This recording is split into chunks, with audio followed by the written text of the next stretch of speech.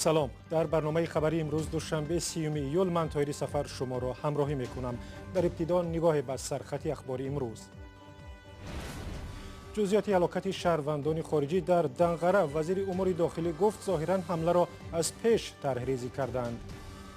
در نتیجه عملی کردن یکی از آنها دستگیر کرده شد و یکی از آنها در جای در هنگام مقاومت نشان دادن سلاح با سلاح نسبت کارمندان در جای حادثه نیست نابود کرده شد.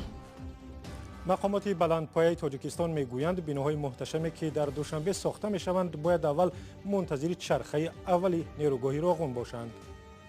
انشاءات مهمترین امروز نیروگاه برقی راغون است و ما امید داریم که در مدت‌های مقرر شده آن مورد استفاده قرار میگیرد و انشاءات‌های دیگری ساختمانی هم با سرعت بلند ساخته میشوند. پرواز بعد از 20 سال دوشنبه پایتخت تاجیکستان و شهر سمرقند را خط سیر نو وصل کرد. در 45 دقیقه می توانید به تماشای این شهر باستانی بروید. تفصیل خبرها. مقامات انتظامی تاجیکستان گفتند 3 گمانبر به حمله مرگبار به سیاحان خارجی در دنقره را بی‌ضرر کردند. معلوم نیست این افراد را محو کردند یا اسلحه آنها را گرفته و دستگیر کردند، اما به گفته منابع رادیو آزادی ظفرجان سفرف و اسام‌الدین مجیدوی 19 ساله و جعفرالدین یوسفوی 21 ساله را در ناحیه دنقره از داخل یک فرمه دستگیر کردند و برای بازپرسی به دوشنبه می‌آورند. وزیر امور داخلی تاجیکستان امروز درباره هلاکت سیاحان خارجی در شهر دوشنبه در نشست خبری جزئیات داد و همکاران ما هم در این نشست بودند. یک روز بعد از هلاکت 4 سیاح خارجی در ناحیه دنقره، وزیر امور داخلی تاجیکستان جزئیات فاجعه را شرح داد و گفت ظاهرا این حمله بود که از پیش طرحریزی کردند. جای بود باش آنها در راه که حرکت میکردند معین کرده شد، چورابین‌های دستگیر کننده عملی کرده شد. در نتیجه عملی کردن یکی از آنها دستگیر کرده شد و یکی از آنها در جای در هنگام مقاومت نشان دادن سلاح با سلاح نسبت کارمندان در جای حادثه نیست نابود کرده شد و 3 نفر دیگر که در فرار قرار دارند همه چاره‌ها برای دستگیر کردن آنها دیده ایم. رمضان رحیمزاده در نشست مطبوعاتی در روز 30 ایول در دوشنبه گفت یک گروه خاص مفتشان و متشکل از همه ساختارهای قدرتی به تحقیق حادثه مشغولند. این جنایت خیلی جنایت ننگاور است و خیلی از طرف رهبر دولت زیر نظارت گرفته شده. دستور سپارش به تمام مقامات حفظی حقوق برای دستگیر کردن جنایتکار سفربر کرده شدند. وزیر امور داخلی گفت که 7 دوچرخه سوار خارجی روز 29 ایول در شاهراه به سمت ناحیه دنقره مورد حمله قرار گرفتند. 4 نفر آنها 2 نفر از شهروندان امریکا، 1 نفر از شویتساریا و 1 نفر دیگر از هلند در جای حادثه هلاک شدند. 3 نفر دیگر از جمله 1 شهروند هلند، 1 شهروند شویتساریا و 1 شهروند فرانسه زخمی شدند و در بیمارستان معالجه می‌گیرند. از روی اطلاع فوری آنها با خود کارد و سلاح آتشفشان داشتند. وزیر امور داخلی همچنین گفت فعلا تفتیش حادثه را دادستان کل برداشت دارد و همه فرضیه های این حادثه آموخته می شود، از جمله فرضیه صدمه نقلیاتی، سوءقصد و یا عمل تروریستی بودن این حادثه در رفت تفتیش معین می شود. فاجعه با سیاحان خارجی برای دولت تاجیکستان که امسال را سال رشد سیاحی خوانده برای انکشاف ساحه تلاش دارد خبر بد است و می تواند باعث کاهش رواهای خارجیان به کشور شود. رئیس جمهور امامعلی رحمان به رهبران 3 کشوری که شهروندانشان کشته شده‌اند اظهار تسلیت کرده است. شادمان یتیم، میرزا نبی خالقزاد، آزادی دوشنبه.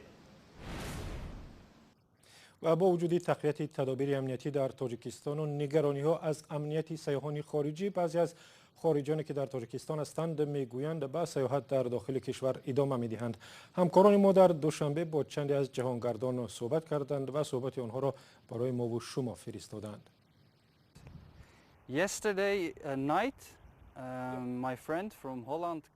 شبی گذشته یک دوستم از هلند به من زنگ زد و گفت تو زنده ای؟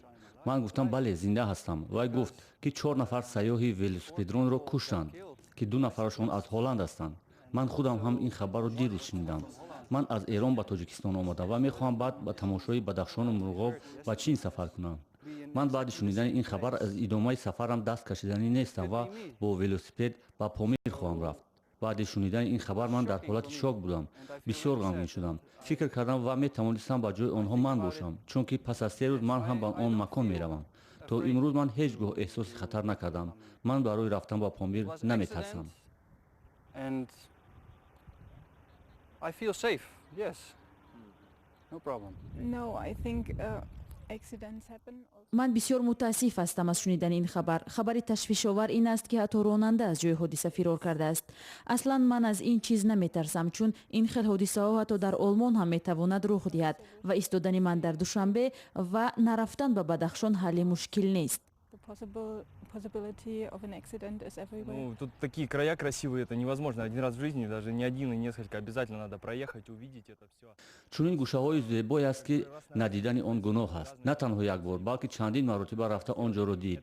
آدمان هر خیل میشوند. چون این حادثه‌ای که رخ داد خاص این ملت نیست. آدمان در اینجا خیلی خوب هستند و با ما خیلی حلیم بودند. با ما خوراک دادند، با ما جای خواب دادند. درباره تاجیکستان قصه‌های جالب نقل کردند.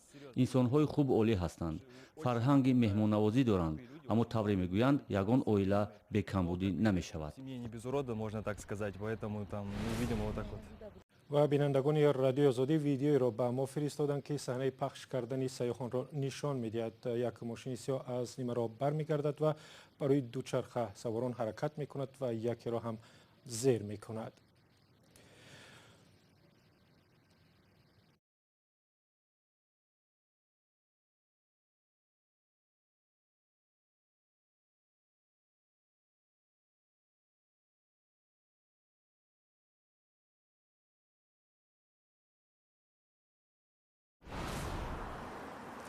و مقامات تاجیکستان میگویند سست یا قطع شدن ساختمان‌های محتشم در شهر دوشنبه به سبب تمرکز به ساختمان مهمی نیروگاه راغون است که باید چرخه اولش همین سال به کار انداخته شود. در دوشنبه قرار بود یک تئاتر عظیم و چند بنای بزرگی دیگر قامت بیافرازد، ولی سرنوشت بعضی از آنها نامعلوم است.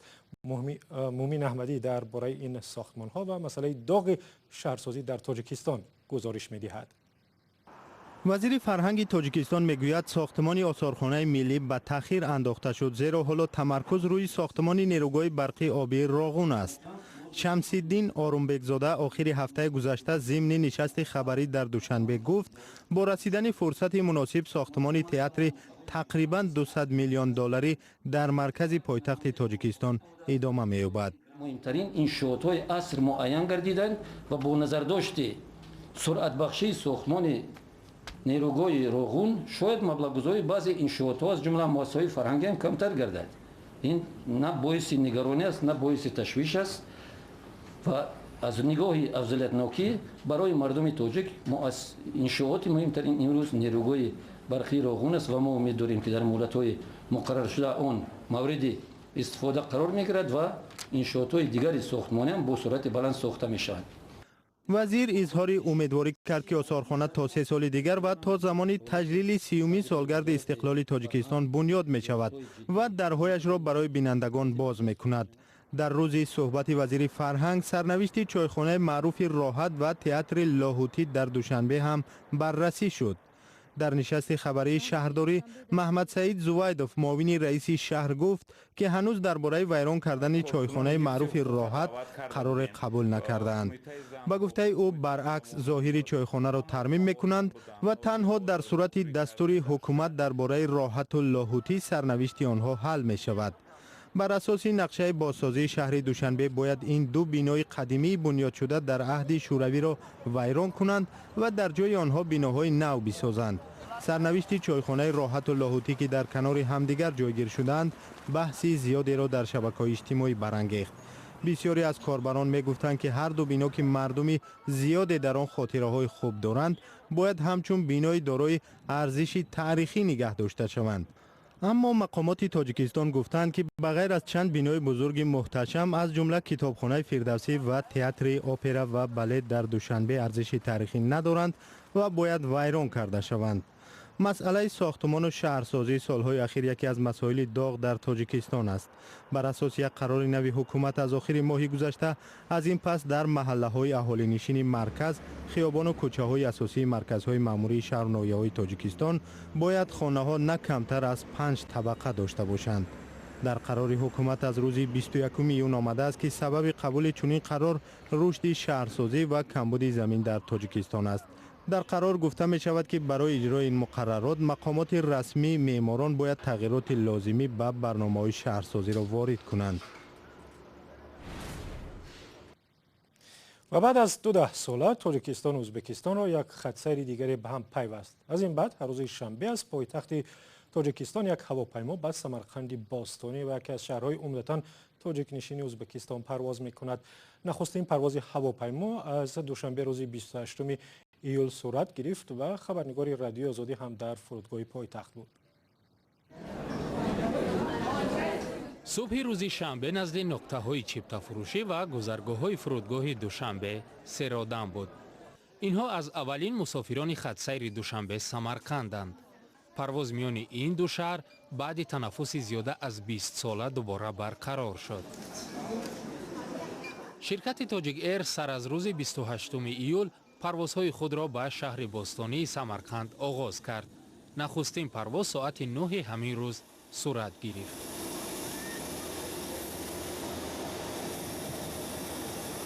پروازها از دوشنبه به سمرقند در حال برقرار شد که از این قبل خط پرواز میان دوشنبه و تاشکند نیز برقرار شده بود. در زمان شوروی میان دوشنبه و تاشکند و سمرقند و دیگر شهرهای ازبکستان پروازها صورت می گرفت. اما در پی سقوط شوروی و همینطور سرد شدن روابط میان این دو کشور این رشته ها کنده شد و ساکنان با دشواری به کشورهای یکدیگر سفر می نمودند. بعد 45 دقیقه هواپیما در شهر سمرقند فرود آمد. مسافران اولین پرواز از دوشنبه را به مکانهای تاریخی این شهر باستانی بردند. ساکنان سمرقند از برقرار شدن خط هوایی خوشحالند. رفته بیا آسان خشته و دیده رفته عمدان آسان من زیارتگاه ها آسان رفته آسان میبینیم. ما هم دوشنبه ها رسیدند خداخواه رفته عمده زیارتگاه زیارت کرده خشته ورهای خبر گرفته عمدن آسان شد. ما هم با اکاوکا دادر خواهرها زیاد میشن رو بیا میکنن با تنجی خاطر جمعی میشود کردنش همطور زیارت ها قبول شود سفرها بی خطر شود ساخت سلامت باشتن روزهای خرسند ببینیم. در حال حاضر قیمت بلیط 684 سامانی است. پرواز بعدی روز شنبه آینده یعنی 4 آگوست صورت میگیرد. شرکت سامان ایر هم گفت که از ماه آینده هواپیماهایش به شهر بخارای ازبکستان پرواز میکنند. شرکت خصوصی سامان ایر که پرواز به شهر تاشکند را متوقف کرده بود گفت که از روز 28 ایول پروازها در خطسیر دوشنبه تاشکند دوشنبه نیز از نو آغاز شد. و مادر هویدا تیلازاده دختر 5 ساله تاجیکی در روسیه تجاوز و کشته شد تصمیم گرفته است دیگر به آن کشور برنگردد. گلناره شریفه و 2 روز بعد از دفن دختر قورمرگش به رادیو آزادی گفت تا به دیدن محله را ندارد که در آنجا دخترش را کشتند.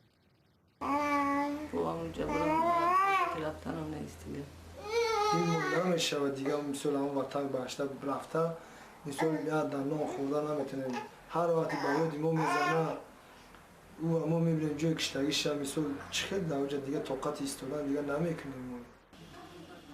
هویدا تیلازاده روز 22 ایول در نزد خانه‌شان در شهر سرپخوا در ولایت مسکو غیب زد و جسد او را صبح روز 23 ایول در یک بارخلطه ورزشی در نزدیکی همان محل پیدا کردند. با اتهام تجاوز جنسی و قتل هویدا الکساندر سیامین یکی از همسایگان خانواده و جوان 27 ساله روس دستگیر شده است. و با این خبر رسیدیم به پایان برنامه. اخبار و گزارش‌های بیشتر در وبسایت azadi.org، کانال آزادی ویدیو در یوتیوب و صفحه رادیو آزادی در فیسبوک. از آن که با ما بودید سپاسگزاریم.